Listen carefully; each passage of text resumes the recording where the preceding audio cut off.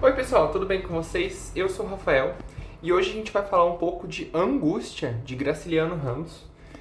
Esse livro aqui foi publicado em 1936, poucos momentos antes do Graciliano Ramos ser preso pela ditadura getulista, né? No caso, a ditadura começa em 37. E Angústia é um livro diferente.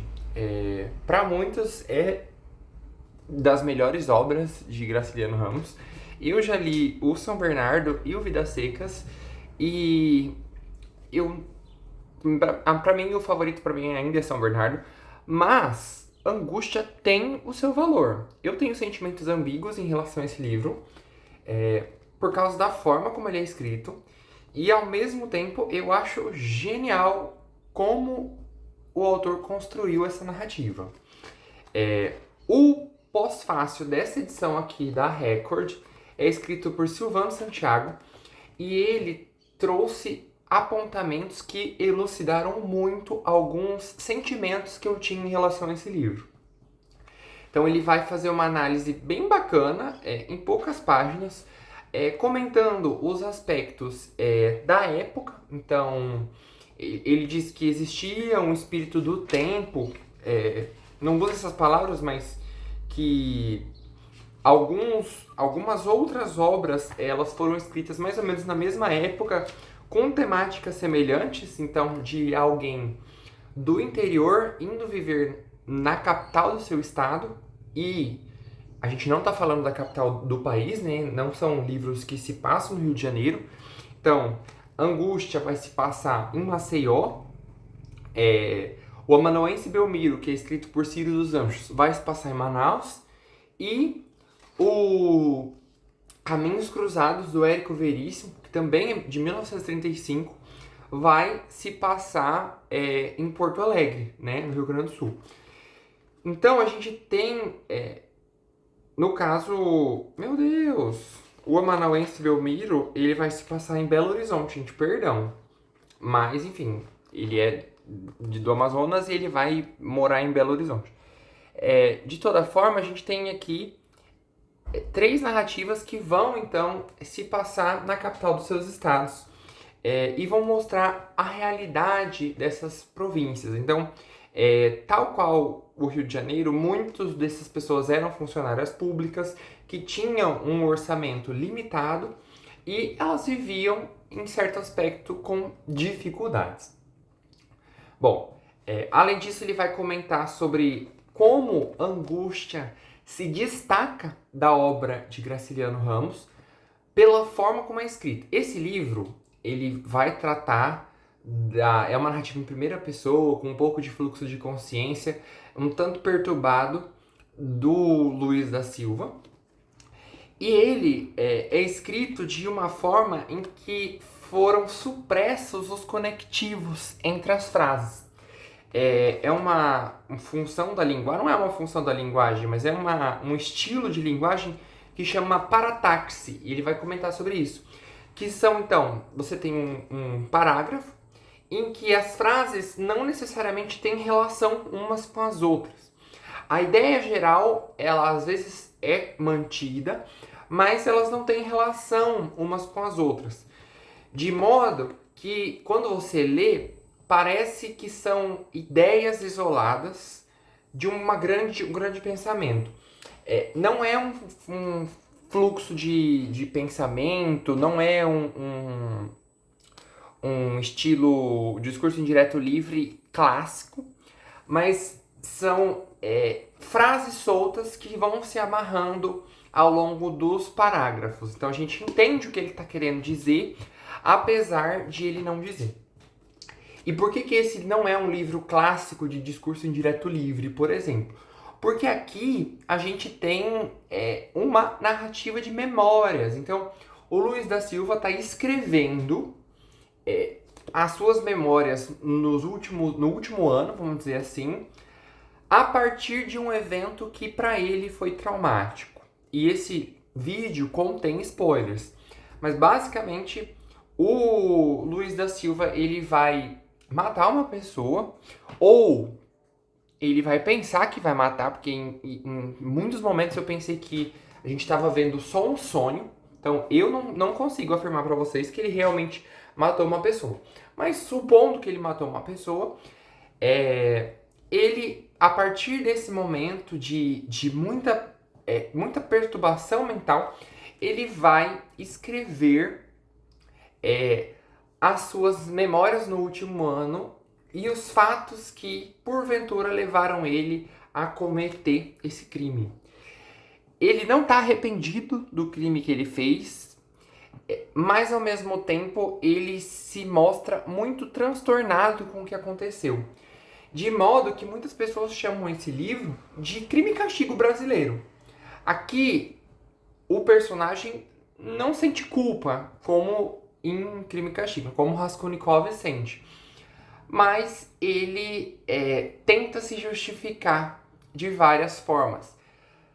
Muito parecido com os discursos do Riobaldo em Grande Sertão Veredas, de tentar convencer o leitor de um ponto de vista. Aqui a gente não tem um convencimento de fato, a gente vai começar acompanhando o Luiz da Silva e, na verdade, esse livro ele também pode ser subdividido em 2 blocos. Então a gente tem o último capítulo, que aí sim ele é um fluxo de consciência, discurso indireto livre de uma pessoa que está muito perturbada. A gente pode entender que seria após ele ter cometido esse crime ou após ele ter pensado que realmente cometeu esse crime, porque ele é um personagem que vivia muito embriagado, então isso pode ter sido uma grande fantasia da cabeça dele, e é a aposta que eu tenho. Mas se você gosta de pensar que ele realmente é um criminoso, depois que ele cometeu o crime, que ele caiu em si do que aconteceu, a gente vai ter esse último capítulo que tem umas 20 páginas, que é um discurso indireto livre de tudo que foi dito até o momento. E aí, o livro, então, todos os outros capítulos, a gente vai ter uma narrativa escrita por ele, que vai contar desde o momento em que ele começou a sua vida ali na corte, em Maceió, até o que levou às vias de fato. E perceba, esse livro, ele, na verdade, o Luiz da Silva, ele vai implicar a culpa do que ele fez nas outras pessoas. Ele vai trazer aqui a figura da Marina, que é uma vizinha dele que ele vai se apaixonar. Perceba que ele é um cara de uns 30 e poucos anos, e ele vai se apaixonar por uma garota que tem uns 18, 17 no máximo, e ele vai pedir ela em casamento, e a Marina vai gastar todo o dinheiro dele com coisas fúteis. Ele pega o dinheiro dele, dá pra ela comprar o enxoval, e ela vai gastar em camisas de seda, em meias de nylon, em muitas coisas que não são um enxoval. E ele vai ficando cada vez mais afogado em dívidas. Perceba que o Luiz, ele não era rico. Inclusive, esse é um problema para ele, né? Ele vem de uma família rica, o avô dele tinha 6 nomes, Luiz Trajano, Pereira de Aquino, Cavalcante, Silva. O pai dele já era um pouco mais simplório e ele é só Luiz da Silva. Ele vai narrar pra gente alguns acontecimentos da própria infância dele que vão elucidar pra gente esse perfil psicológico do personagem. O Luiz da Silva é uma pessoa que viu o avô morrer, que viu o pai morrer, e a partir do momento que o pai morre, os credores do pai entram na casa com o corpo ainda lá praticamente e vão levando tudo para sanar essas dívidas que o pai dele tinha. E ele se vê pobre. E o que ele tem é o conhecimento. Então ele vai viver uma vida aparentemente de andarilho, de uma pessoa que só tem o conhecimento, então ele vai dar aulas em alguns lugares, vai viver na rua por um tempo, vai viver de favor em alguns momentos e vai conseguir esse emprego público. Ele trabalha, acho que na Secretaria da Fazenda, alguma coisa assim. E ele tem um ofício bem simplório mesmo. E ele, nas horas vagas, para complementar a renda, publica artigos como ghostwriter. Então ele vai escrever artigos, ora defendendo o governo, ora atacando o governo, ora promovendo alguma empresa, ora defendendo outra empresa. Ele trabalha como ghostwriter e ele sabe que esse trabalho, ele faz isso por dinheiro e ele sabe que esse trabalho não dignifica ele. E ele entende isso de todas as formas possíveis. Ele compreende que ele é um vendido. E ele não aceita isso, né? Ele não consegue cair em si que ele é um vendido, né? E, além de tudo isso, a gente vai ter o personagem que vai morrer, ou ele vai sonhar que matou, que é o Julião Tavares, que é um cara bonachão, que ainda tem dinheiro. Na verdade, o Julião Tavares é um novo rico. A família dele é dona de mercado, secos e molhados, essas coisas. E ele é bem vestido, ele anda com o peito estufado, as roupas dele são novas, e ele só vive. E o Julião Tavares e o Luiz da Silva, ele sente um profundo rancor dessa figura, porque ele sente inveja.